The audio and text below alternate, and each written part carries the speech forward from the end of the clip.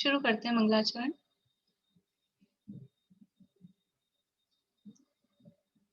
मोक्षमार्गस्य नेतारम् भेत्तारं कर्म भूभृताम् ज्ञातारं विश्वतत्त्वानां वन्दे तद्गुणलाब्धये वन्दे तद्गुणलाब्धये।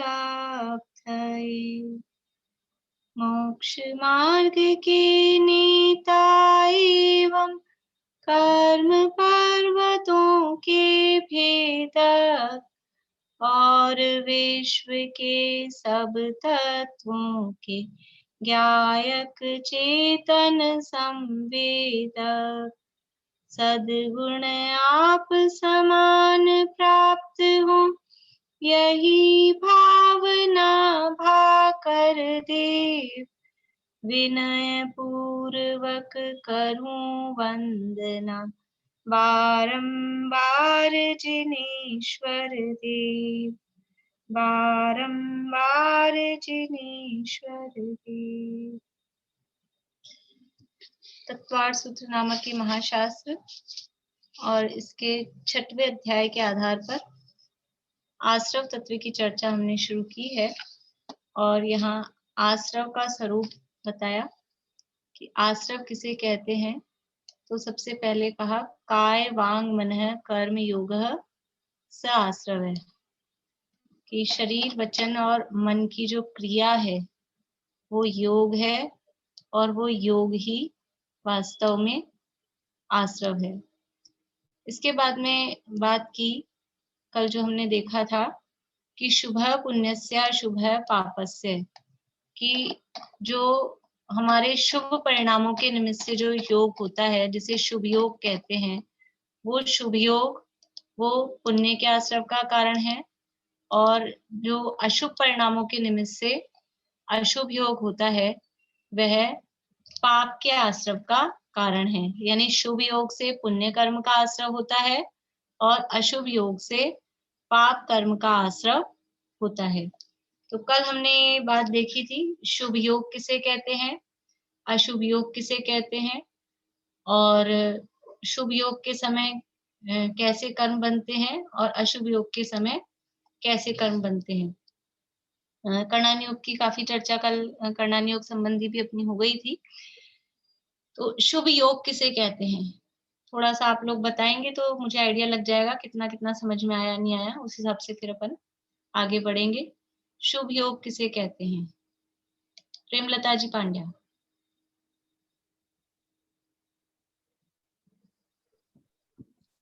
शुभ योग पुण्य कर्मों से आते हैं, राग द्वेष रहित जो परिणाम होते हैं उससे शुभ कर्म आते हैं।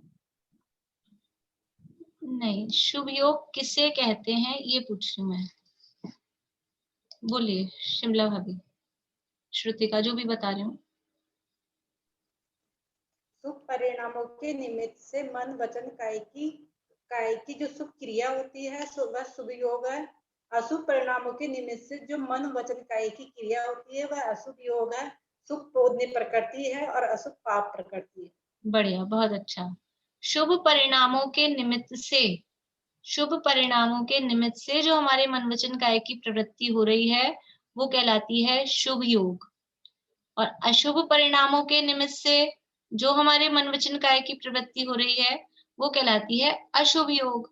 योग का मतलब मन वचन काय की प्रवृत्ति। अब हमारे अंदर जो परिणाम चल रहे हैं यदि शुभ परिणाम चल रहे हैं उसके निमित्त से जो क्रिया हो रही है वो कहलाएगा शुभ योग और अंदर भाव खराब चल रहे हैं, शुभ और अशुभ समझते हैं, दया दान व्रत पूजा भक्ति इस तरह के जो भाव हैं वो कहलाते हैं शुभ भाव शुभ परिणाम। और हिंसा झूठ चोरी कुशील परिग्रह ऐसे जो पाप हैं या क्रोधादि रूप कषाय हैं, पंचेंद्रिय के विषयों की जो इच्छाएं हैं वो सब कहलाते हैं अशुभ परिणाम। तो अशुभ परिणामों के निमित्त से जो हमारे मन वचन काय की प्रवृत्ति चल रही है यानी अशुभ परिणामों के निमित्त से जो योग हो रहा है वो कहलाता है अशुभ योग और शुभ परिणामों के निमित्त से जो योग हो रहा है वो कहलाता है शुभ योग।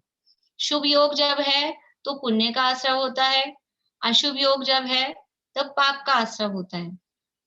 ठीक है, ये समझ में आया इतना। लेकिन कल फिर हमने देखा था कि जब जब शुभ योग होगा तो क्या अकेला पुण्य का ही आश्रव होगा? जब जब शुभ योग होता है तो क्या अकेले पुण्य ही कर्म बनता है? कल जो जितना भी डिस्कशन चला था वो इस बात के लिए ही चला था कि जब शुभ योग हो रहा है, हमारी परिणाम शुभ है, उसके निमित्त से मन वचन काया की प्रवृत्ति जो शुभ हो रही है, कर्म जब आ रहे हैं उसके निमित्त से, तो वो कर्म कौन से आ रहे हैं, कैसे आ रहे हैं? बोलिए रेणु जी। घातिया कर्म के तो पाप का वो तो बंधेंगे ही, और अघातिया के पुण्य कर्म बंधे। अघातिया बढ़िया, कर्म बहुत बढ़िया। तो जब भी हमारे कैसे भी परिणाम हो रहे हैं, शुभ भाव हो रहे हैं चाहे अशुभ भाव हो रहे हैं, उस समय कम से कम 7 कर्म हर समय बंध रहे हैं। 8 कर्मों में से 8 कर्म है, ज्ञानावरण, दशनावरण, मोहनी, अंतराय, वेदनीय, आयु, नाम और गोत्र। ये 8 कर्म हैं। इन 8 कर्मों में से आयु को छोड़ के 7 कर्म हर समय बनते रहते हैं। हर समय 7 कर्म तो बन रहे हैं। और आयु क्या कुछ पर्टिकुलर टाइम होता है? पूरे जिंदगी भर कंटिन्यू आयु नहीं बनती है। तो कभी कभी 8 भी बनते हैं जिस समय आयु बन रही हो। तो कोई से भी परिणाम हो, ये 7 कर्म बन रहे हैं। और इन 7 कर्मों में से जो 4 कर्म हैं, ज्ञानावरण, दशनावरण, मोहनीय और अंतराय, ये जो 4 कर्म हैं, ये 4 कर्म है घातिया कर्म। और ये चारों के चारों कर्म ये है पाप रूप ही टोटली। इनके जितने भी भेद हैं, कोई भी भेद इनमें ऐसा नहीं है कि वो पुण्य रूप हो। 4 घातिया कर्मों के जितने भी भेद हैं, यानी जितनी भी प्रकृतियां हैं, वो सारी की सारी प्रकृतियां पाप रूप ही हैं। उनमें एक भी प्रकृति पुण्य रूप नहीं है। ये आगे जब और अपन डिटेल में पढ़ेंगे बड़ा मजा आएगा। जैसे कल अपन ने निद्रा की बात की थी, आज तक हम जिसे समझ रहे थे कि हमारे पुण्य का उदय आ रहा है, नींद आ गई तो, लेकिन वो है क्या? वो निद्रा है, वो पाप प्रकृति है, उसका उदय आ रहा है, इसका मतलब पाप का उदय आ रहा है। तो ऐसे हमारी आंखें खुलेंगी कुछ कुछ बातों में कि क्या है ये चक्कर। तो ये 4 घातिया कर्म टोटली पाप रूप है। ये बंध रहे हैं हर समय, चाहे शुभ योग हो रहा है चाहे अशुभ योग हो रहा है, ये 4 घातिया कर्म तो बंध ही रहे हैं। इसलिए ये शुभ है पुण्य से और अशुभ है पापस्य, इसमें घातिया कर्मों को तो अभी ध्यान मत दो, क्योंकि अगर घातिया कर्मों की तरफ से देखेंगे तो हर समय पाप ही पाप बन रहा है। लेकिन जो अघातिया कर्म है, अघातिया कर्म कौन से हैं? वेदनीय, आयु, नाम और गोत्र, ये 4 कर्म अघातिया हैं। इनमें से आयु तो हमने अभी अलग छोड़ा है, वो हर समय नहीं बनता। तो वेदनीय, नाम और गोत्र, ये 3 कर्म हैं। इन 3 कर्मों में कुछ पुण्य रूप है, कुछ पाप रूप है। मतलब इनके जो भेद हैं, सब डिविजन्स हैं, इनके जो और प्रकृतियां हैं, उनमें से कुछ प्रकृतियां पुण्य रूप है, कुछ प्रकृतियां पाप रूप हैं। जैसे वेदनीय के 2 भेद हैं, एक साता वेदनीय है, एक असाता वेदनीय है। तो साता मतलब, साता का मतलब होता है हमको अच्छा लग रहा है। ऐसा पूछते हैं, कोई उपवास करते हैं जब, साता है कि नहीं, ऐसा पूछते हैं अपने में सब उपवास वालों से। साता, साता मतलब आपको अच्छा ठीक लग रहा है कि नहीं। तो साता वेदनी का उदय आता है तो हमें अनुकूलता लगती है, और असाता वेदनी का उदय होता है तो हमें प्रतिकूलता लगती है। तो ये साता है वो पुण्य रूप प्रकृति है, असाता है वो पाप रूप प्रकृति है। गोत्र में भी 2 भेद हैं, एक उच्च गोत्र, एक नीच गोत्र। उच्च गोत्र है वो पुण्य प्रकृति है, अच्छे कुल में जन्म हो रहा है। नीच गोत्र है वो पाप प्रकृति है, नीच गोत्र में, नीच कुल में जन्म होगा। और ऐसे ही नाम कर्म में 93 प्रकृतियां हैं, 93। उनमें से आधी आधी मतलब कुछ पुण्य रूप है, कुछ पाप रूप है, वो हम आगे बाद में देखेंगे। बोलिए चाचा जी। हाँ, मेरा ये प्रश्न है, ये जो आयु कर्म सहित 148 कर्म प्रकृतियां बन रही है, ये मनुष्यों के लिए लागू है या एक इंद्री, 2 इंद्री, नरक के जी, स्वर्ग के जी, सभी के लिए समान नियम है? नहीं, 148 पूरी एक साथ कभी भी किसी को नहीं बंधती। कभी भी किसी भी जीव को 148 पूरी एक साथ नहीं बनती है। हाँ नहीं, पर जब भी बंधेगी, मेरा मतलब ये नरक के जीव, स्वर्गों के देव, 2 इंद्री जीव, सभी के लिए ये नियम लागू है क्या, कर्म प्रकृति वाला? मतलब 7 कर्म जो बंध रहे हैं वो सबके लिए नियम लागू है। सभी के लिए है ना? सभी के लिए है, सभी के लिए। अभी प्रकृतियों में फिर उसमें संख्याओं में तो अलग अलग डिपेंड करता है कौन हाँ। किस गति का है, कैसा है, हाँ। गुणस्थान के अनुसार भी वो अलग है। लेकिन मूल कर्मों में देखेंगे हाँ। 7 कर्म एक इंद्रिय से लेके हाँ। और पंचेंद्रिय तक, हाँ। और सभी पहले गुणस्थान से लेके हाँ। और 10वें गुणस्थान तक सभी जीवों के लिए सबको समान बंद रूप से रहे। नियम एक ही है। हाँ, ओके। बनते रहेंगे। अब उसमें क्या बंध रहा है क्या नहीं बंध रहा है वो एक अलग मैटर है, लेकिन वो कर्म पर्टिकुलर वो बंध रहा है, मूल कर्म प्रकृति।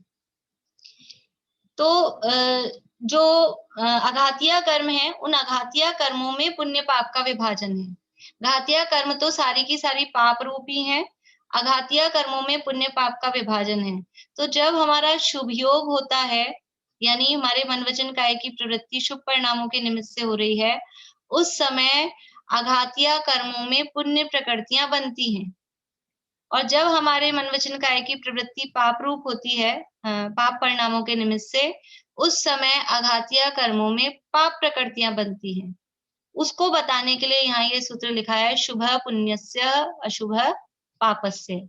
क्योंकि अब वो तो पापी रूप है घातिया कर्म, तो उसको तो अलग से बताएंगे क्या, वो तो बंध ही रहा है, उससे हम नहीं बच सकते। देखिए अब हमको इससे, इस प्रकरण से सीखना क्या है कि हमको कितना सावधान रहने की जरूरत है कि हम कुछ भी कर रहे हैं, चाहे पूजा पाठ कर रहे हैं, चाहे व्रत उपवास कर रहे हैं, ये 4 घातिया कर्म तो बंध ही रहे हैं, तो वो तो बंध ही रहे हैं। और अगर हम और भी ज्यादा पाप में लीन हो जाएं, विषय भोगों में, कषायों में, पापों में, तो और डबल पाप बंध रहा है, फिर तो पाप ही पाप बंधेगा।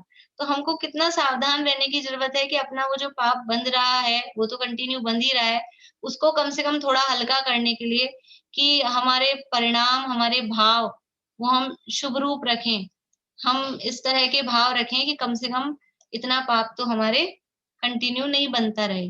बोली मधु भाभी। मैं ऐसे पूछ रही हूँ कि जैसे अगर हम किसी के जैसे जिनवाणी सीखने में या ज्ञान में मदद करें तो हमारा ज्ञानावरणी कम पुण्य नहीं होगा क्या, वो पाप ही रहेगा क्या फिर भी?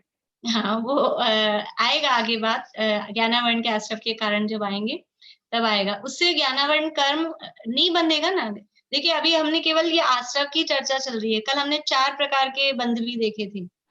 4 प्रकार के बंध देखे थे, कौन कौन से थे 4 प्रकार के बंध? ईशा है क्या? नहीं है। नीलम भाभी बोलिए। प्रकृति बंध, प्रदेश बंध, स्थिति बंध, अनुभाग बंध। प्रकृति बंध, प्रदेश बंध, स्थिति बंध और अनुभाग बंध। तो ये जो अभी हम कर्मों का आना देख रहे हैं कि हमारे शुभ योग हो रहा है तो शुभ कर्म आ रहे हैं, अशुभ योग हो रहा है तो पाप कर्म आ रहे हैं, ये अभी हम जो देख रहे हैं, तो उसमें से ये क्या है, केवल प्रकृति बंध और प्रदेश बंध की बात है कि वो आ रहे हैं और ये ऐसे साथ में डिवाइड हो रहे हैं। लेकिन असली, हाँ, कल हमने देखी थी बात, हमको फर्क किस चीज से पड़ता है, हमको वो धूल कितनी आ रही है उससे कोई खास फर्क नहीं पड़ता। हमको फर्क ये पड़ता है कि हमारे घर में चिकनाई कितनी है। अगर हमारे घर में चिकनाई है तो वो धूल चैट जाएगी, फिर उसको साफ करना, जितनी ज्यादा वो धूल चैटेगी, चिकनाई जितनी ज्यादा होगी तो वो धूल उतनी ज्यादा चिपकेगी, जम जाएगी और हमको उसकी सफाई करना उतना ही मुश्किल होगा। तो असली हमको फर्क पड़ता है स्थिति से और अनुभाग से कि उसमें फल देने की शक्ति कितनी बड़ी है। तो जब आप, जैसे आपने जो प्रश्न किया कि हम किसी को ज्ञान में सहायता कर रहे हैं, उनको मदद कर रहे हैं, साधन जुटा रहे हैं, तो ज्ञानावरण का बंध तो तब भी हो रहा है क्योंकि 7 कर्मों का बंध होता है, तो वो तब भी हो रहा है। लेकिन उसमें जो स्थिति और अनुभाग हैं वो बिल्कुल हल्के पड़ेंगे क्योंकि आप अच्छा, मतलब ज्ञानावरण को कम करने जैसा काम कर रहे हो, और पर वो बंधेगा, नियम ऐसा है कि वो बंधेगा, तो उसमें स्थिति और अनुभाग बहुत कम पड़ेंगे, यानी चिकनाई कुछ भी नहीं, ना के बराबर सी रहेगी। लेकिन यदि हमने किसी के ज्ञान में बाधा डाली है, ये पढ़े नहीं, ये सुने नहीं, ये रोज मोबाइल चला के बैठ जाते हैं, तो इनके नेट बंद कर दो, वाईफाई का स्विच बंद कर दो, ऐसा कुछ करो, तो फिर क्या होगा कि आपने उनके ज्ञान में बाधा डाली, तो अब वो ज्ञानावरण तो बंध ही रहा है, बंधेगा ही। अब उसमें जो स्थिति अनुभाग पड़ेंगे वो बहुत ज्यादा होंगे, वो कल आपको उदाहरण दिए थे कैसा फल मिलेगा उसका, कि एक तो पत्थर से मार रहा है, एक हड्डी से मार रहा है, और एक थोड़ा सा फूल फेंक दिया। तो यदि हम ज्ञान में सहायता कर रहे हैं तो उसमें अनुभाग पड़ेगा फूल फेंकने जैसा, कुछ पता ही नहीं लगा। और यदि हमने बाधा पहुंचाई है तो उसका फल कैसा आएगा कि आपके ऊपर पत्थर मारे जा रहे हैं, ऐसा फल आएगा। तो असली फर्क पड़ता है स्थिति और अनुभाग में। और स्थिति और अनुभाग में किससे फर्क पड़ता है, वो आगे आएगा सूत्र, कि वो हमारी कषाएं कैसी है, वो फर्क पड़ता है हमारी कषायों से। ये कितने परमाणु आ रहे हैं, कौन कौन सी प्रकृतियों में बट रहे हैं, ये तो हमारे मन वचन का है। ये योग की बात चल रही है ना, वो योग से होता है, लेकिन उससे इतना कोई खास हमको फर्क नहीं पड़ता। असली फर्क पड़ता है चिकनाई। वो चिकनाई क्या है, हम पीछे पढ़ के आए 5वें अध्याय में, वो राग द्वेष ही वो चिकनाई है। राग द्वेष का मतलब कषाय। तो वो चिकनाई कितनी है, वो कषाय कितनी है, वो चैंठेगा कितना। जितनी चिकनाई होगी उतना ज्यादा देर तक चिपका रहेगा, उतनी ज्यादा मेहनत होगी साफ करने में, उतना ही हमको कष्ट होगा। तो वो फल उसका उस हिसाब से आएगा। बोलिए रश्मि जी। मतलब मेरा आपका कहने का मतलब यही हुआ ना कि सातों कर्म हमेशा लगे रहते हैं, चलते रहते हैं। हाँ, और उसमें अपन जैसे अच्छा काम करते हैं, बंध रहे हैं। देखिए चलने का मतलब है उदय में आना भी होता है। हाँ हाँ, बंध रहे मतलब, हाँ हाँ, और मतलब उसमें अपन शुभ भाव भी करते हैं तो भी अपने पाप कर्म बंध रहे हैं, तो वो कम मतलब उसका रेशियो कम हो जाता है। हाँ, हमारे भावों के निमित्त से वो बंधेगा तो सही। अब इसमें अपन कुछ नहीं कर सकते, वो तो बंधेगा, लेकिन हमारे भाव तो हमारे हाथ में। तो हमारे भावों के निमित्त से हम उसका वो जो अनुभाग है वो कम कर सकते हैं। और भी बात जो बंध गया है उसमें भी कम ज्यादा हो सकता है। ये सब हमारे भावों के निमित्त से होता रहता है। उत्कर्षण, अपकर्षण, संक्रमण आदि वो सब हमारे भावों के निमित्त से होते रहते हैं। बोलिए। 4 ही भाव बनते हैं ना पूरे टाइम, तो 3 भाव तो शुभ कर्म करने या शुभ भाव करने से होते हैं। हमेशा तो 4 ही बनते हैं ना कर्म। हाँ, हमेशा तो जैसे पूरे टाइम तो 4 ही कर्म बनेंगे, 7 ही बनते हैं। 7 कर्म हमेशा बन रहे हैं। तो 4 तो पाप रूप हैं, वो हमेशा बन रहे हैं। और 3 में 2 पार्ट्स हैं, वो पुण्य रूप भी है, पाप रूप भी है। तो जब हम शुभ भाव कर रहे हैं तो उनमें से पुण्य वाला बन जाता है। अच्छा। और जब हम अशुभ भाव कर रहे हैं तो पाप वाला बनता है। तो जब अशुभ भाव कर रहे होते हैं तो घातिया भी पाप और अघातिया भी पाप, टोटल पाप बन रहा है। और जब शुभ भाव कर रहे हैं तो घातिया पाप और अघातिया में पुण्य, तो वो उस समय थोड़ा पुण्य बनता है। इसलिए हमें इस प्रकरण को समझकर हमारे परिणामों को, अपने भावों को संभालने की, कि हम अपने भावों को संभाल के रखें, परिणामों को संभाल के रखें। कर्म निरंतर बंध रहे हैं, कर्म निरंतर बंध रहे हैं, और वो बंध रहे हैं तो उदय में भी आएंगे, फल भी देंगे, और उसी के कारण फिर हम दुखी हो जाते हैं। तो हम अपने परिणामों को संभालें, क्योंकि जैसा कर्म जैसा करते हैं उसके अनुसार उदय आता है और उसका फल हमको मिलता है।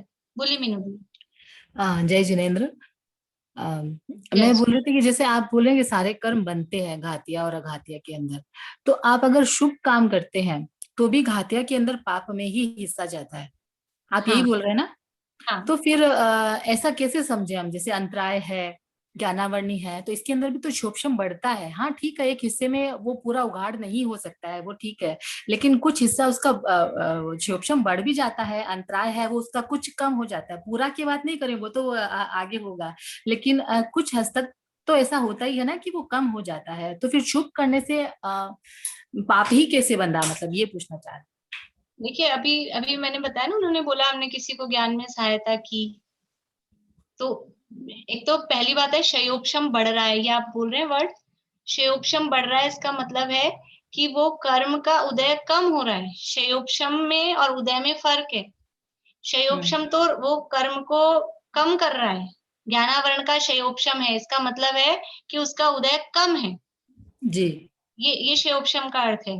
और अभी हम बात कर रहे हैं उसके उदय की, कि उदय आ रहा है और वो बंध रहा है। तो बात ऐसी है कि हम कोई भी काम करें, अभी की बात लें, अभी प्रेजेंट में इस समय भी हमको 7 कर्म बंध रहे हैं, ज्ञानावरण भी बंध रहा है। लेकिन इस समय ज्ञानावरण जो बंध रहा है बंधेगा, लेकिन उसमें स्थिति और अनुभाग कैसी पड़ेगी कि अभी सब कोई भी किसी के ज्ञान में आप बाधा नहीं पहुंचा रहे हैं, सब अपना अपना पढ़ रहे हैं, कोई ऐसे किसी के मन में ऐसा भाव भी नहीं होगा कि मैं ही दिखूं या मैं ही पढ़ूं या इसका बंद कर दूं। वैसे ही सब अपने अपने घरों में अलग अलग बैठे हैं, तो आपस में तो होगा ही नहीं। तो जो लोग बैठे हैं उनका ऐसा कुछ परिणाम नहीं है, तो ऐसा परिणाम नहीं है तो जो ज्ञानावरण अभी बंध रहा है वो अत्यंत ही, जैसा अभी उदाहरण में अपन ने लिया, वो फूल जैसे अनुभाग वाला ज्ञानावरण बंधेगा। और यदि हम किसी को ज्ञान में और सहायता कर रहे हैं, पुस्तकें पहुंचा रहे हैं, उनके पढ़ने का साधन जुटा रहे हैं, उनका मोबाइल लगा के, जिनको चलाना नहीं आता है बुजुर्गों को, देखो जो बच्चे हैं, मान लो जो बुजुर्गों को चलाना नहीं आता है, वो बच्चे उनको करके देते हैं व्यवस्था, तो वो उस समय उनके भी जो बच्चे हैं उनके भी ज्ञानावरण बंध रहा है, लेकिन उस समय उनके ज्ञानावरण बहुत हल्के अनुभाग वाला बंधेगा, क्योंकि वो उनकी व्यवस्था कर रहे हैं, वो उनको बाधा नहीं पहुंचा रही। और यदि कोई बीच बीच में बाधा पहुंचाए, आके बंद कर जाए, माइक बंद कर जाए, कि वीडियो बंद कर जाए, कि कुछ और डिस्टर्ब करे, तो उसको जो ज्ञानावरण के स्थिति अनुभाग बंधेंगे वो तीव्र बंधेंगे। तो मतलब यही है कि बंधेगा तो, लेकिन बस इतना ही है कि तो अगर आप शुभ और अच्छा कर रहे हैं तो कम बंधेगा, और अगर गलत कर रहे हैं तो पूरा बंधेगा ही बंधेगा। तो इसमें पुण्य पाप या शुभ अशुभ वैसा कुछ नहीं है, बस बंधेगा तो घातिया के अंदर ही, मतलब ये ऐसा ही।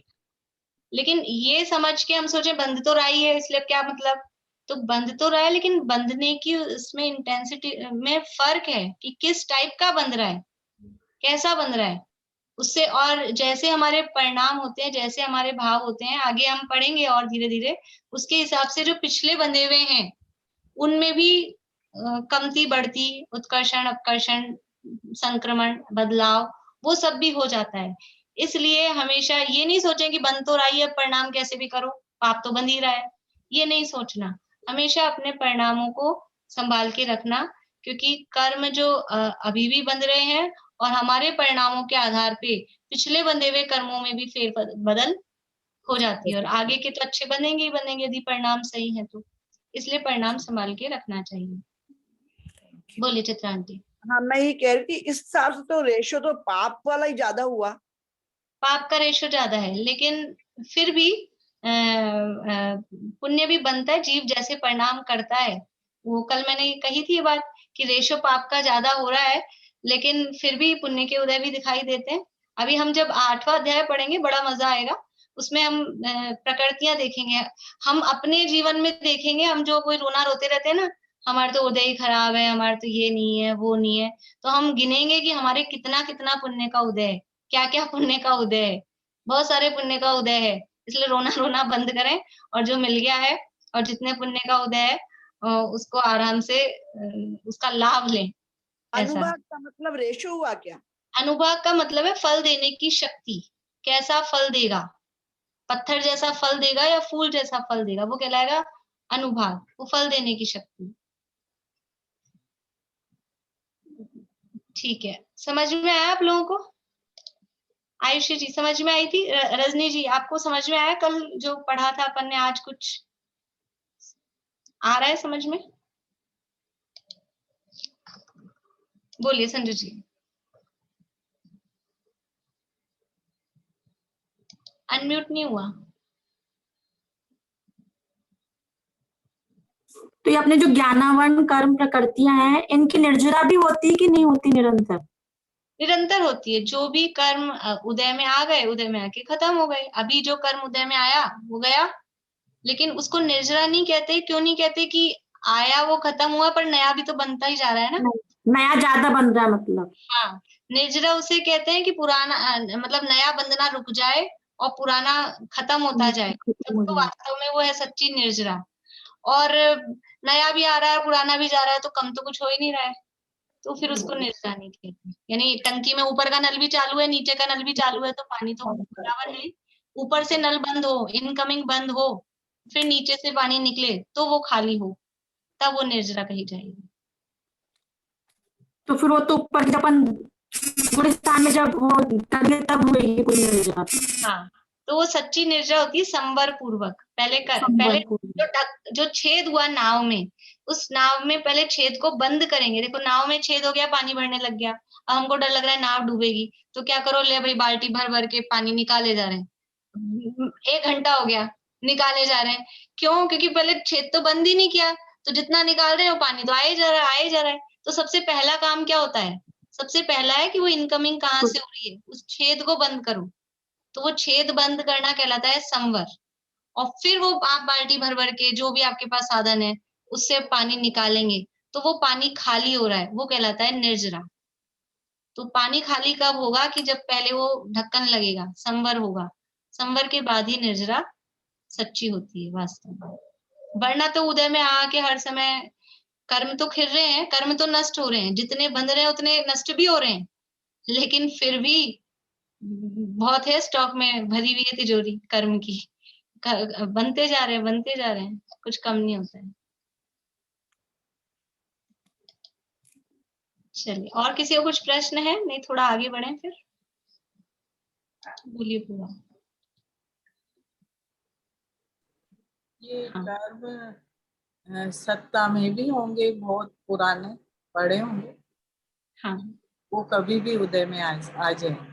हाँ, उनका कोई गणित नहीं सत्ता में। जो गणित है, उनका भी गणित है, पर अभी अपन गणित रहने देते हैं, सत्ता में रहते हैं।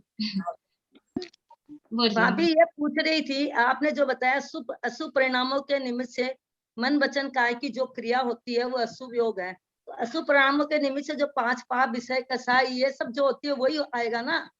हाँ, अशुभ परिणाम मतलब पाप, कषाय, विषयों में प्रवृत्ति, ये सब अशुभ परिणाम, इस रूप जो परिणाम। जो ये सब आएंगे। और शुभ परिणाम में जय शास्त्र, गुरु के प्रति भक्ति भाव, जो मन वचन काय से अपनी क्रिया होती है, तो वो फिर शुभ में आ जाएगा। वो सब शुभ में, पूजा पाठ, व्रत, उपवास, दया, दान, किसी को देख के करुणा आएगा ना, वो सब शुभ भाव के अंतर्गत। हाँ, ये सब फिर तो वो शुभ भाव बोलो चाहे शुभ योग बोलो, दोनों बात तो एक ही है। परिणाम नहीं, बात एक नहीं है। शुभ योग में है मन वचन काय की क्रिया। देखिए, थोड़ा सा फर्क है। एक डॉक्टर है, डॉक्टर ऑपरेशन कर रहा है, ऑपरेशन करते करते वो पेशेंट की डेथ हो गई, मर गया। क्रिया क्या हुई है उसके हाथ से? क्रिया क्या थी उसकी? वो मर गया, क्रिया तो ये हुई है, लेकिन ये परिणाम कैसे थे? परिणाम बचाने के थे। परिणाम उसके बचाने के थे, मारने के नहीं थे।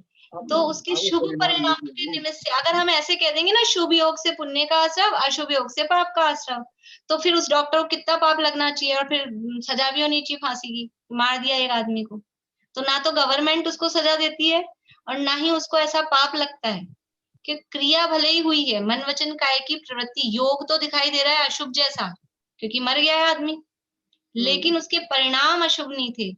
इसलिए ये शब्द हमने साथ में लगाया है। अशुभ परिणामों के निमित्त से जो मन वचन काय की प्रवृत्ति होगी वो अशुभ योग, शुभ परिणामों के निमित्त से जो मन वचन काय की प्रवृत्ति होगी वो शुभ योग।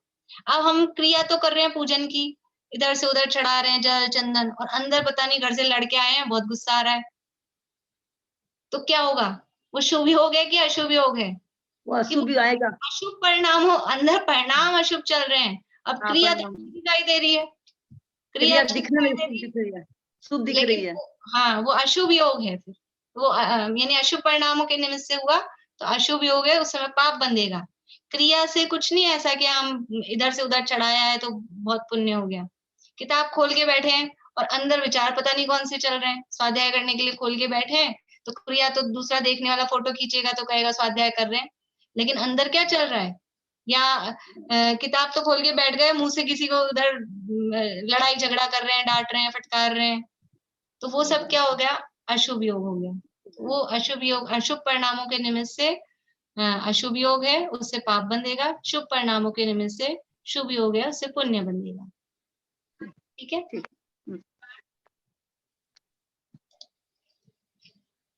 शुभ पुण्यस्य अशुभ पापस्य। शुभ योग से पुण्य का आश्रय होता है, अशुभ योग से पाप का आश्रय होता है। ये सीधा सीधा सा सूत्र का अर्थ है, लेकिन शुभ योग किसे कहते हैं, अशुभ योग किसे कहते हैं, इसका जो विशिष्ट अर्थ अपन ने देखा वो अर्थ। और पुण्य का आश्रय हो रहा है तो कौन से कर्मों में पुण्य आ रहा है? घातिया तो पाप ही आ रहे हैं, अघातिया में पुण्य का आश्रय हो रहा है। और जब पाप का आश्रय हो रहा है तो घातिया अघातिया दोनों तरह के पाप ही आ रहे हैं।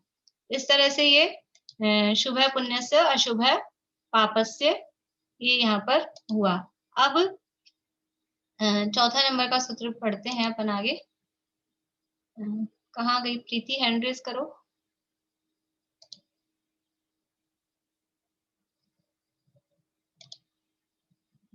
हाँ,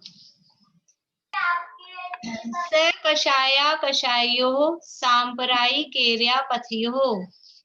से कषाया कषायोः सांपरायिकेर्या पथयोः। से कषाया कषायोः सांपरायिकेर्या पथयोः। से कषाया कषायोः सांपरायिकेर्या पथयोः। से कषाय यानी कषाय से सहित, स यानी सहित, कषाय यानी कषाय। और फिर है अकषायो, या है ना कषाया, से कषाया, या में से निकलेगा अ, वो संधि हुई है, तो ये अगला शब्द है अकषायु।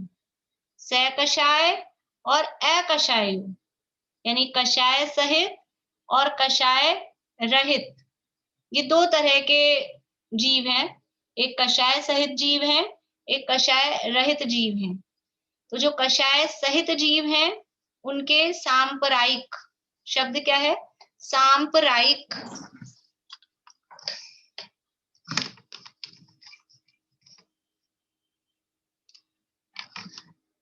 ये से कषाया कषाययोः, तो यहाँ पे जो या है, या में से निकलेगा अ, तो ये शब्द बनेगा अकषाययोः। यानी ये से कषाय, कषाय सहित और अकषाय यानी कषाय रहित, ये दो शब्द हो गए। ठीक है, अब इनके नीचे ही अपन लिखेंगे दूसरे दो शब्द, सांपरायिक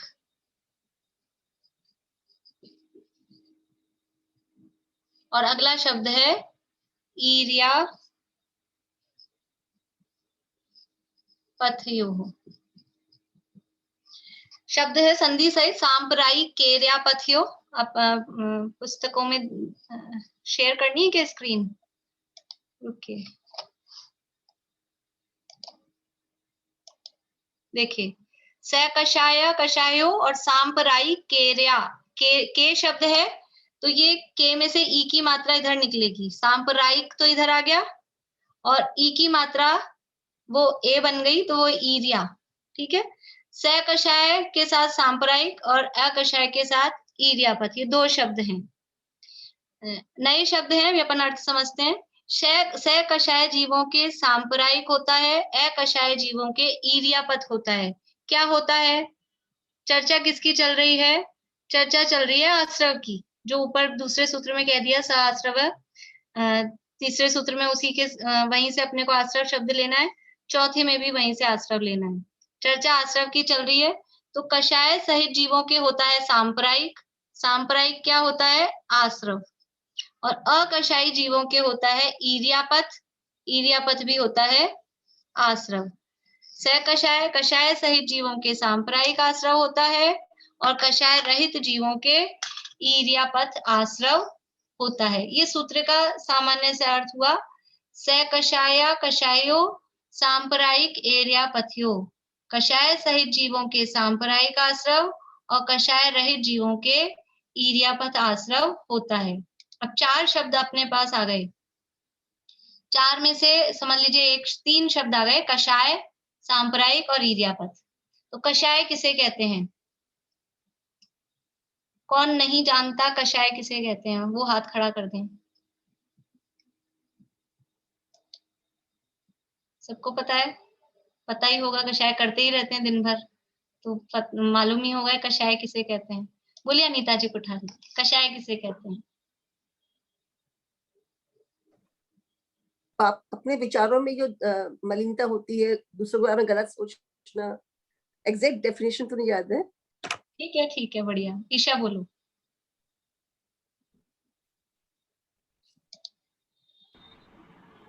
भावों में जो राग द्वेष उत्पन्न होता है दूसरे के प्रति।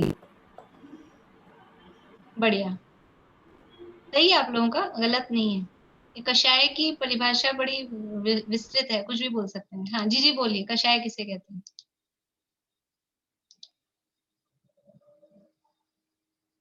जो आत्मा को कसे दुख दे। बढ़िया। नेहा जी। जो मन को कसे, जिसे कषाय कहते हैं। ये 4 प्रकार की होती है, क्रोध, मान, माया, लोभ। ठीक है, बढ़िया।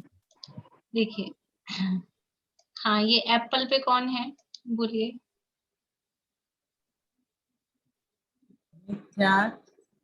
मिथ्यात्व अभिव्यक्ति प्रमाण कषाय के योग से जो हो रहा है, मन वचन काय के योग से। नहीं, कषाय किसे कहते हैं वो पूछ रहे हैं।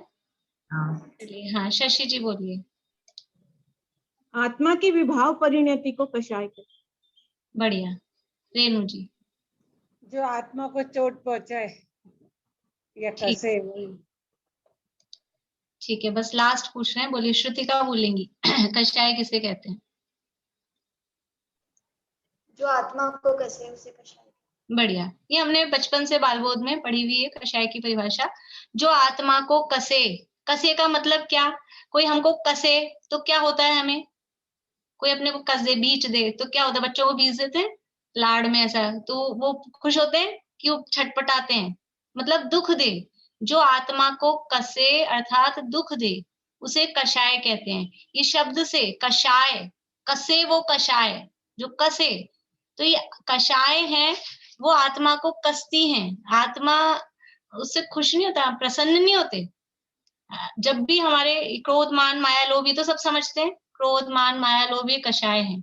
और मुख्य रूप से तो हम गुस्से को ही कषाय समझते हैं। कोई गुस्सा कर रहा हो तो क्यों कषाय कर रहे हो, ऐसा बोलते हैं। ये बहुत कषाय करता है, ये बहुत मंद कषाई। जिसको गुस्सा आता है वो बहुत कषाय करता है, जिसको गुस्सा नहीं आता वो मंद कषाई है। ऐसा हमने एक परिभाषा बना रखी है, लेकिन वास्तव में कषाय 4 हैं, क्रोध, मान, माया और लोभ। तो जो आत्मा को कसे अर्थात दुख दे, तो जो भी भाव, जो भी बातें आपने बोली ना, सब सही थी बातें। विभाव परिणति है, हमारे जो मोराग्देश के भाव होते हैं, ये सब कषाय हैं। तो जो भी चीजें आत्मा को, चीजें मतलब जो भाव, हमारे भावों से ही हम दुखी होते हैं। हम यद्यपि सबको कषाय आती है, सबको क्रोध आता है, मान, माया, सब परिणाम आते हैं, और हम जब वो आते हैं तो कैसा फील करते हैं? अंदर एक उथल पुथल, हलन चलन, ऐसा अच्छा लगता है किसी को कि गुस्सा आ रहा है तो अच्छा है हम गुस्से में ही पड़े रहें, गुस्से में ही बैठे रहें। अच्छा किसी को भी नहीं लगता, करते हैं सब, होता है सबके, वो एक बात अलग है। लेकिन अंदर से अच्छा किसी को फील नहीं होता, अंदर से किसी को भी अच्छा फील नहीं होता। अंदर जलते हैं, जब भी लड़ाई झगड़े की इस तरह की परिस्थितियां हो तो कैसे अंदर जलन जैसी लगती है। तो ये आत्मा को कसती हैं, दुख देती हैं, वो कषाय कहलाती हैं। और दूसरे शब्दों में कहें तो राग और द्वेष का दूसरा नाम ही कषाय है। कषाय कहो या राग द्वेष कहो, एक ही बात है। 4 कषाय हैं, उसमें से क्रोध और मान वो द्वेष रूप है, माया और लोभ वो राग रूप है। तो राग द्वेष का दूसरा नाम ही कषाय है। जो आत्मा को कसे अर्थात दुख दे उसे कषाय कहते हैं, अथवा राग द्वेष का दूसरा नाम ही कषाय है। ये कषाय है, और कषाय 4 प्रकार की हैं, क्रोध, मान, माया और लोभ, ये 4 मुख्य कषाय हैं। इसके अलावा 9 कषाय भी होती हैं। 9 कषाय कौन सी होती हैं, बोलिए चाचा जी। अनम्यूट नहीं हुआ। हास्य, रति, अरति, शोक, भय, जुगुप्सा, स्त्रीवेद, पुरुषवेद, नपुंसकवेद। बढ़िया। हास्य, रति, अरति, शोक, भय, जुगुप्सा, स्त्रीवेद, पुरुषवेद और नपुंसकवेद। ये में मेरा एक प्रश्न है कि कषाय मतलब क्रोध जो आता है अपने आप ही आता है या कोई उदय के कारण आता है, या हम उसे रोक भी सकते हैं? रोक सकते हैं, रोक सकते हैं। क्रोध आता है वो हमारे अपने भावों के कारण ही आता है, लेकिन जब जब क्रोध आता है, ये क्रोध है जीव बनता है। क्रोध आता है तो कोई निमित्त बनता है, अपने आप नहीं आता है। हाँ, निमित्त बनता है, बिल्कुल। चाहे बच्चा बने, चाहे पत्नी बने या कोई और बने, दूसरा आदमी निमित्त बनता है। सही। तो हम जो ये कह रहे हैं ना निमित्त बनता है, ये निमित्त शब्द ही बता रहा है कि वो तो निमित्त है, और निमित्त का अर्थ हमको पता है। निमित्त मतलब है वो कार्य का कर्ता नहीं होता। निमित्त का मतलब उसने क्रोध किया, ये बिल्कुल नहीं है। निमित्त शब्द ही ये बताता है कि वो क्रोध में निमित्त हुआ है, मतलब क्रोध उसने नहीं किया है। तो उपादान कौन है क्रोध का?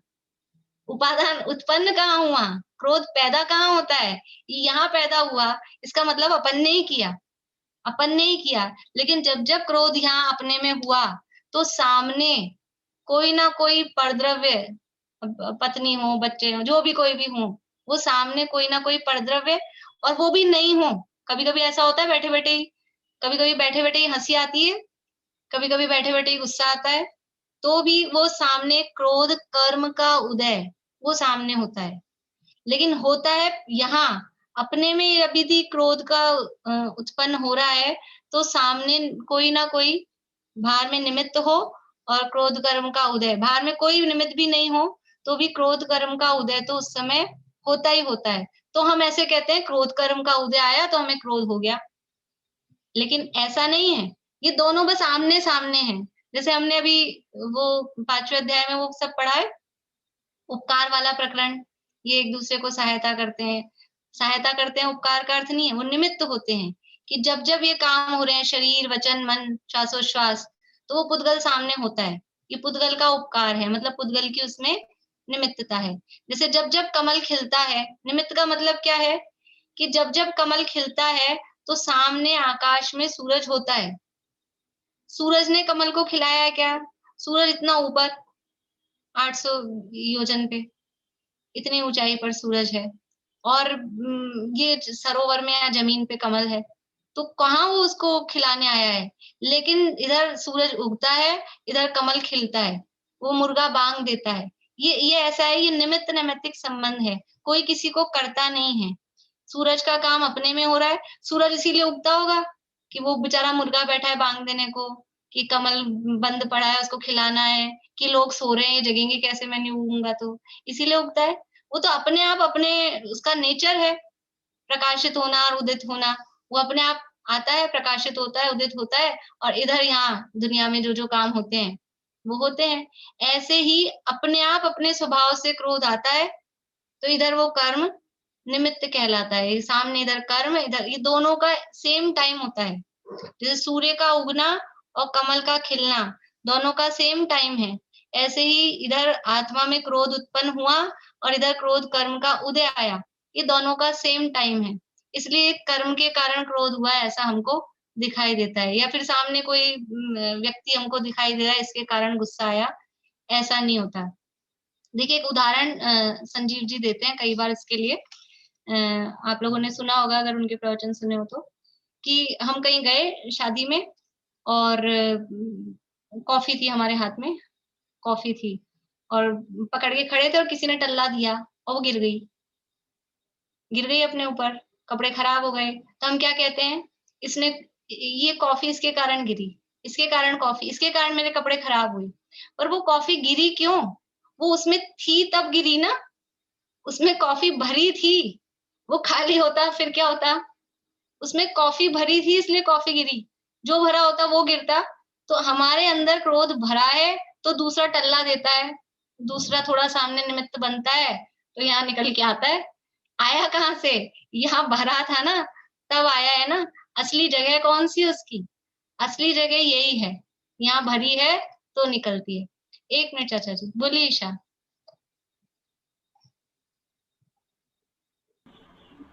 भाभी क्रोध भरा नहीं है, लेकिन फिर भी जैसे फॉर एग्जाम्पल बच्चों के लिए ही हम तो उनका भले के लिए डांट रहे हैं, तो वो क्रोध में काउंट होता है? वो भी क्रोध तो क्रोध ही है, लेकिन हाँ अंदर हमारे भाव कौन से हैं, किस उद्देश्य से किया है वो बात अलग है, लेकिन क्रोध तो क्रोध रहेगा ही है तो क्रोध ही। क्रोध का पाप लगेगा राग। अरे आगे ये जो 6 नंबर का सूत्र है ना, बहुत अच्छा है, बहुत बढ़िया, मुझे तो बहुत पसंद है वो सूत्र। अभी अपन पहुंच जाए वहां तक, बहुत सारी बातें आएंगी फिर उसमें। तो रहेगा तो क्रोध ही, अब वो हमारा उद्देश्य क्या है वो अलग बात होती है। बोलिए चाचा जी। क्रोध आने में जो 5 समय का नियम है वो भी लागू होता है क्या? बिल्कुल होगा, कोई भी काम होगा तो वो नियम तो लागू होगा। ओके, मजा आ रहा है, इस स्टडी में मजा आ रहा है। देखिए, तो अपनी बात चल रही थी कषाय की। 3 शब्द अपने को समझने हैं आज। अभी अपन मुझे लगता है कषाय ही समझ पाएंगे बस। कषाय किसे कहते हैं? जो आत्मा को कसे। कसे का मतलब क्या है? दुख दे, जिससे जीव दुखी होता है। ऐसे भाव जिनसे हम दुखी होते हैं, वो भाव, वो परिणाम, वो कषाय कहलाते हैं।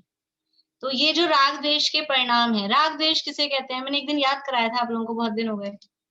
राग किसे कहते हैं और द्वेष किसे कहते हैं? हाँ दीपिका जी, राग किसे कहते हैं? भूल गए? ऐसा मत करिए आप लोग। किससे पूछें? सरोज आंटी।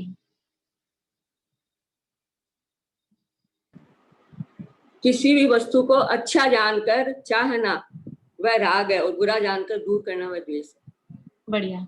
किसी भी चीज को अच्छा जानकर, भला जानकर उसे चाहना, वो राग कहलाता है। और किसी भी वस्तु को बुरा जानकर उसको दूर करने की इच्छा, दूर करने की इच्छा, दूर हो रहा है नहीं हो रहा है वो एक अलग बात है, वो कहलाता है द्वेष। तो ये जो राग द्वेष है, अच्छा बुरा जो लग रहा है, शॉर्ट में अपन कहें और भी शॉर्ट में, ये अच्छा बुरा, कि ये अच्छा और ये बुरा, तो ये अच्छा है ये राग और ये बुरा है ये द्वेष, यही कषाय है। क्योंकि वास्तव में ये कषाय क्या है? ये कषाय आत्मा का स्वभाव है। क्या? जैसे अभी ईशा ने बोला था ना, भरा तो नहीं है, भरा तो नहीं है, इसका मतलब क्या है कि वो स्वभाव नहीं है। स्वभाव होता है वो भरा होता है। ये कषाय भरी नहीं है, ये तो हम खुद भी मान रहे हैं। देखो, जो स्वभाव होता है वो हर समय रहता है। एक नियम है। स्वभाव किसे कहते हैं? कि जो हर समय हो। स्वभाव का मतलब आप समझ लीजिए गुण, गुण की परिभाषा, गुण की परिभाषा बतानी है। आज फिर से एग्जाम चल रहा है आप लोगों का। बोलिए सुधा जी, गुण किसे कहते हैं? जो सभी अवस्थाओं और पदार्थों में पाया जाता है उसको गुण कहते हैं। जो सभी किसकी? जो द्रव्य की सभी अवस्थाओं और भागों में पाया जाता है उसको गुण कहते हैं। बहुत बढ़िया। जो द्रव्य के संपूर्ण भागों और उसकी संपूर्ण अवस्थाओं में पाया जाए उसे गुण कहते हैं। और गुण को ही स्वभाव कहते हैं। तो संपूर्ण अवस्थाओं में, संपूर्ण भागों में हर समय रहे, वो कहलाता है गुण या स्वभाव। तो यदि क्रोध हमारा स्वभाव हो तो हर समय क्रोध होना चाहिए, हर जगह क्रोध होना चाहिए, हर भाग में, हर अवस्था में, यानी हर प्रदेश में आत्मा के, और हर अवस्था में। तो अभी किस किस को क्रोध हो रहा है? गुस्सा आ रहा होगा, क्या क्या पढ़ा रहे हैं, हमसे पूछ रहे हैं। क्रोध हो रहा है किसी को? नहीं हो रहा है। तो हर समय नहीं रहता है। ये गुस्सा हमारा स्वभाव नहीं है, क्रोध है, मान है। क्रोध को तो अपन समझ लो आगे है, वो उसको आगे ले लेते हैं। चाहे मान हो, घमंड में कितनी देर रह सकते हैं? कितनी देर रह सकते हैं? ऐसे हम नाम लिख देते हैं, ये तो बहुत प्राउडी है, तो वो परमानेंट प्राउडी है। ऐसा नहीं था। घमंड में आदमी हर समय नहीं रह सकता है, वो थोड़ी थोड़ी देर के लिए आता है और निकलता है, ऐसा नहीं, लेकिन हर समय नहीं रह सकता। मायाचारी है, लोभ है, हर समय नहीं रह सकते। और जो 9 कषाय हैं, हाथ से रति है रति, हंस कितना देर तक हंस सकते हो? वो हास्यासन भी कराते हैं ना, तो वो उनकी जितनी देर है उससे ज्यादा टाइम हो रहा है तो थक जाते हैं, नहीं कर सकते। कितनी देर हंस सकते हैं? ये कषाय है, ये हर समय नहीं हो सकती है। ये आत्मा का स्वभाव नहीं है। स्वभाव क्या है? क्या है आत्मा का स्वभाव? कि ज्ञान आत्मा का स्वभाव है। अब देखें, वो ज्ञान कब नहीं है? अभी ज्ञान हो रहा है कि नहीं हो रहा है? और जब गुस्सा आ रहा था तब ज्ञान हो रहा है कि नहीं हो रहा है? गुस्से के समय यदि भी हमको पता नहीं चलता है कि ज्ञान हो रहा है, लेकिन बाद में देखो, ईशा आज गुस्सा आया होगा, आया ही होगा बच्चों पे सुबह से अभी तक। तो उस समय गुस्सा आया, ये हमको पता कैसे है? वो ज्ञान था ना, तब तो हमको भी पता लगा मुझे गुस्सा आया था। यदि जिस समय गुस्सा आया था उस समय ज्ञान नहीं होता तो हमको अभी कैसे पता लगता कि मुझे 2 घंटे पहले गुस्सा आया था, मुझे 4 दिन पहले गुस्सा आया था? ये कैसे पता लगता? यानी ज्ञान हर समय है, हर अवस्था में है। हमने उस समय देखा था, चींटी हो, मक्खी हो, मच्छर हो, मनुष्य हो, देव हो, नारकी हो, तिर्यंच हो, कोई सी भी अवस्था हो, सोते हो, जगते हो, उठते हो, बैठते हो, ज्ञान हर समय है, लेकिन गुस्सा हर समय नहीं रहता है। और गुस्सा, मान, माया, लोभ ये उसी क्या कहना चाहिए, उतनी तीव्रता में भी नहीं रहते। जैसे सबसे पहले बच्चे ने कुछ गलत काम किया तो एकदम से देखते ही जो समझ लीजिए 1 गिलास दूध था पूरा का पूरा फैला दिया, तो पहली बार फर्स्ट साइट में हमको गुस्सा आता है, वो कितना तेज होता है। उसके बाद में हो सकता है थोड़ा और बढ़ जाए, उसके बाद में वो कितनी देर तक बढ़ा हुआ रह सकता है।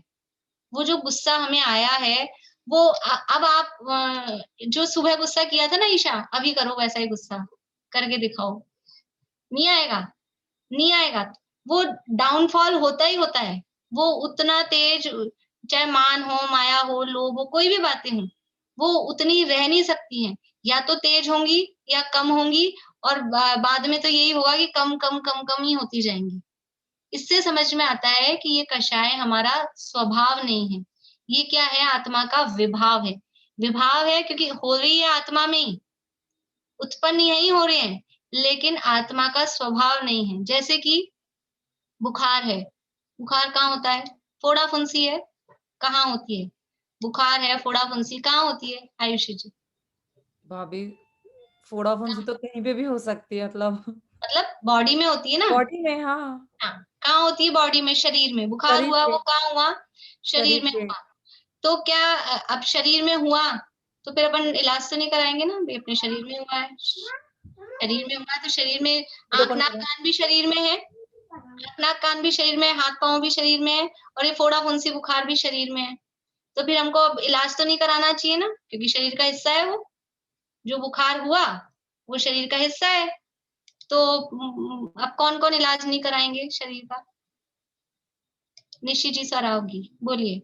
बुखार है, फोड़ा फुंसी है, वो शरीर में हुआ है, तो वो शरीर का ही हिस्सा हुआ ना, शरीर का हिस्सा है। आवाज नहीं आ रही आपकी, थोड़ा जोर से बोलिए। शरीर का ही हिस्सा है।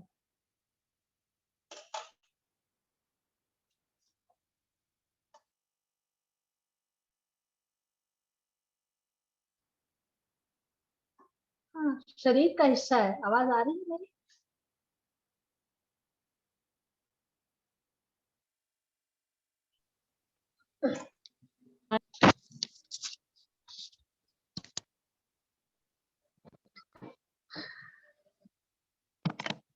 अब आ रही है आप लोगों को आवाज?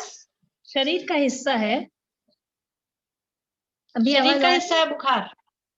हाँ हाँ हाँ, फोड़ा फुंसी हुआ वो शरीर का हिस्सा है, बिल्कुल।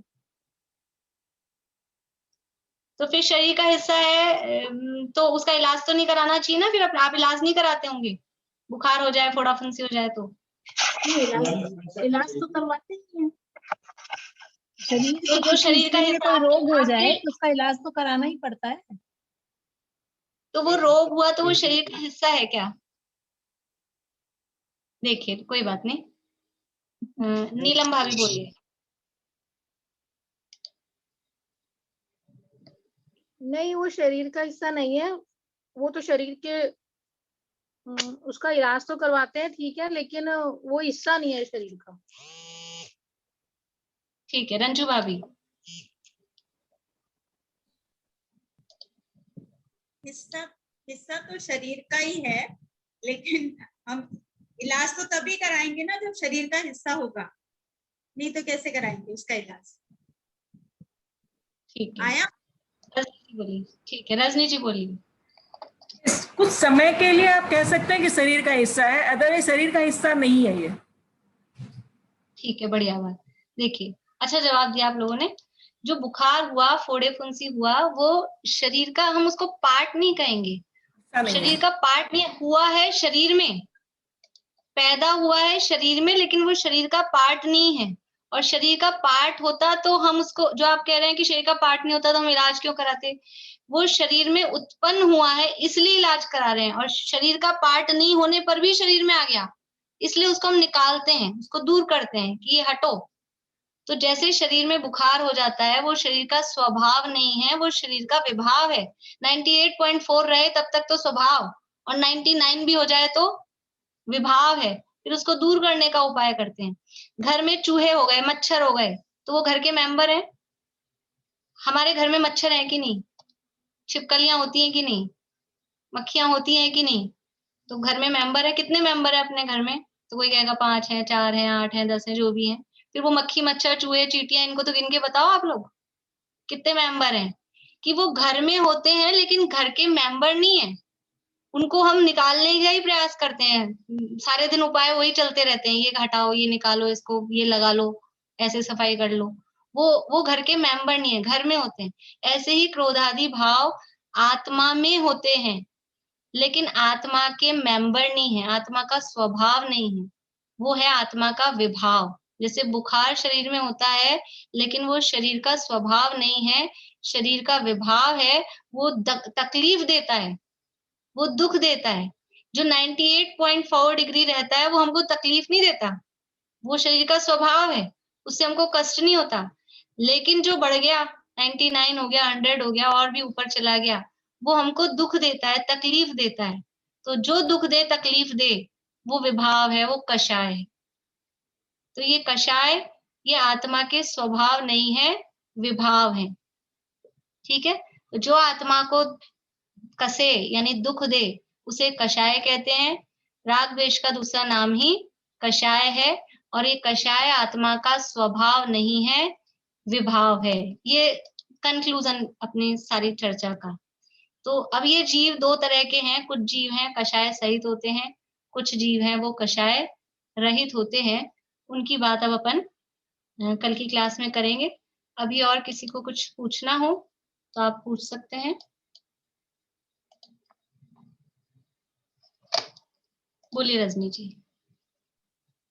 दीदी मेरा पेपर रह गया था, मुझे पेपर देना हो सकता है क्या? ठीक है, जिन लोगों का भी पेपर रह गया है, आज लिंक ओपन है रात तक, मैंने अभी ओपन कर दिए, तो वो कर दें और करके मुझे मैसेज कर दें कि हमारा हो गया है, फिर मैं लिंक क्लोज कर दूंगी।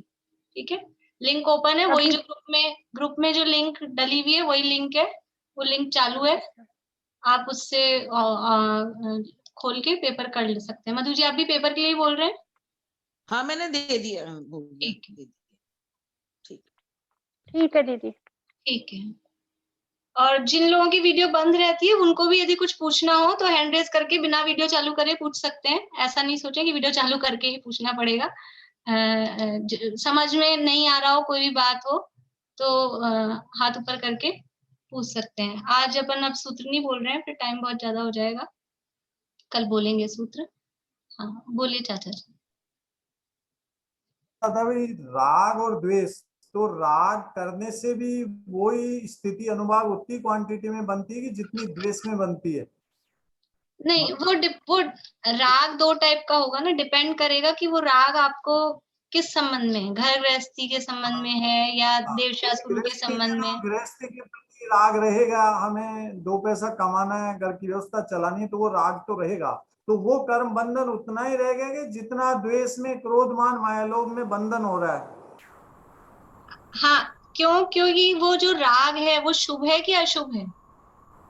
घर गृहस्थी के प्रति जो राग है वो शुभ परिणाम है कि अशुभ परिणाम है?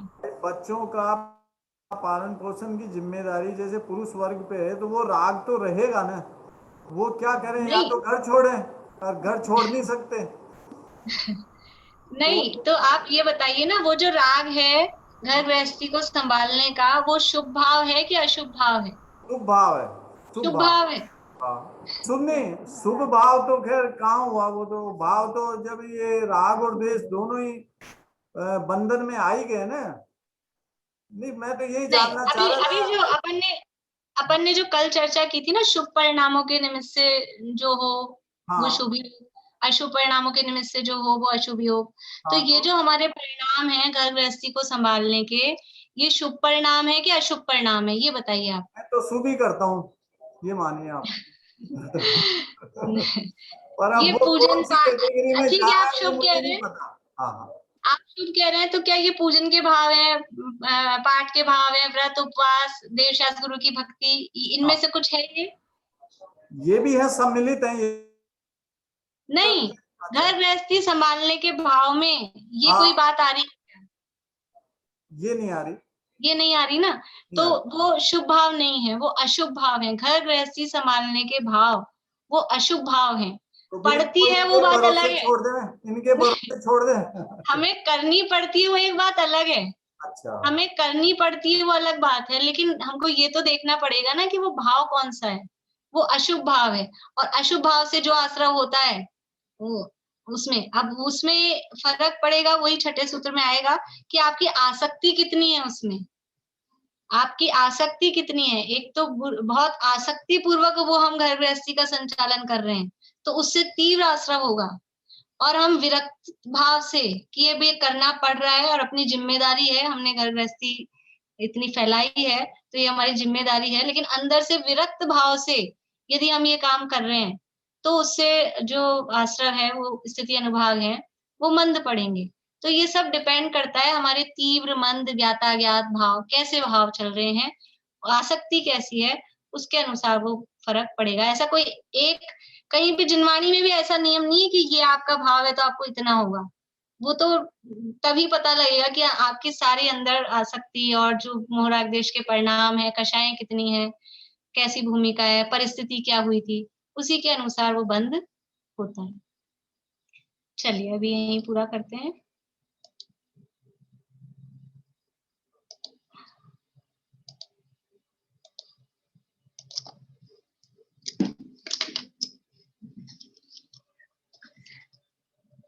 मन हर मदन तन वरन सुवरन सुमन सुमन समान ही धन धान्य पूरित संपदा अगणित कुबेर समान थी उर्वशी सी अंगनाई संगिनी संसार की श्री कुंथ जिन तृण समतजीली राह भव दधि पार की।